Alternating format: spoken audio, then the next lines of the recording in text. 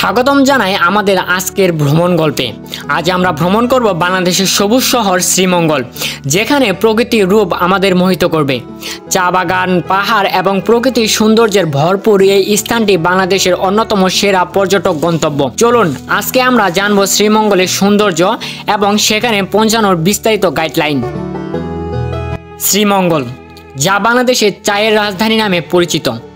সিলেট বিভাগের মৌলভীবাজার জেলার এই ছোট্ট শহরটি তার চা বাগান, হাইল হাওয়ার এবং অন্যান্য প্রকৃতির বৈচিত্র্যের জন্য বিখ্যাত। এখানে রয়েছে বাংলাদেশের চা উৎপাদনের প্রধান কেন্দ্র।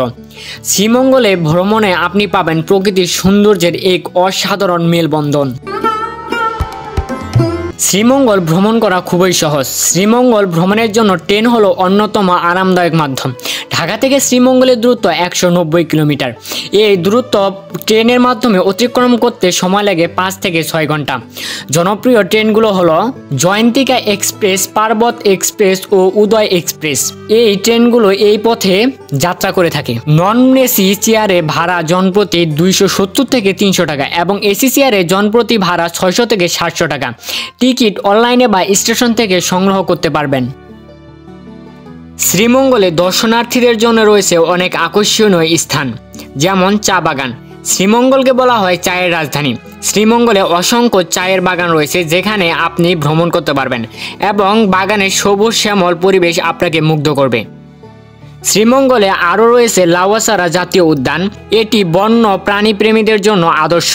এখানে গাছপালা, হরিণ, বানর এবং অনেক প্রজাতির পাখি দেখতে পারবেন, যেখানে আপনারা ভ্রমণ করতে পারেন। রয়েছে মাধবকুণ্ড জলপ্রপাত। এটি বাংলাদেশের সর্ববৃহৎ জলপ্রপাত ও অত্যন্ত মনোমুগ্ধকর। এখানে আপনারা আপনাদের পরিবার নিয়ে ভ্রমণ করতে পারবেন এবং কিছুটা সময় সেই জলপ্রপাতের কাছে কাটাতে পারবেন।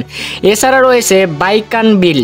এখানে আপনি নানা রকম পাখি, নানা রকম প্রজাতির প্রাণী দেখতে পারবেন এবং নৌকায় ভ্রমণের জন্য এটি হলো একটি আদর্শ স্থান। এছাড়াও 7 রঙের চা এবং শ্রীমঙ্গলের বৃষ্টি ভেজা আবহাওয়া ভ্রমণকারীদের মন ছুঁয়ে যেতে পারে। শ্রীমঙ্গলে থাকার জন্য বিভিন্ন ধরনের হোটেল বা রিসোর্টের সম্পর্কে জেনে আসি এবং সেই সকল হোটেল বা রিসোর্টের ভাড়া সম্পর্কেও জেনে আসি। সাধারণ হোটেলগুলো ভাড়া শুরু হয় 500 থেকে 1000 টাকার মধ্যে। বিলাসবহুল রিসোর্টে থাকতে চাইলে 3000 থেকে 10,000 টাকা হতে হবে। আমরা যেহেতু বাজেটের মধ্যে শ্রীমঙ্গল ভ্রমণ করব, তাই আমরা 500 থেকে 1000 টাকার মধ্যে যে হোটেলগুলো পাওয়া যায় সেই হোটেলগুলোতেই থাকার চেষ্টা করব। এই ছিল আজকের আমাদের শ্রীমঙ্গল ভ্রমণ কাহিনী। ভিডিওটি যদি আপনাদের কাছে ভালো লেগে থাকে তাহলে অবশ্যই আমাদের ভিডিওতে একটি লাইক, একটি কমেন্ট এবং আমাদের চ্যানেলটিকে সাবস্ক্রাইব করতে ভুলবেন না।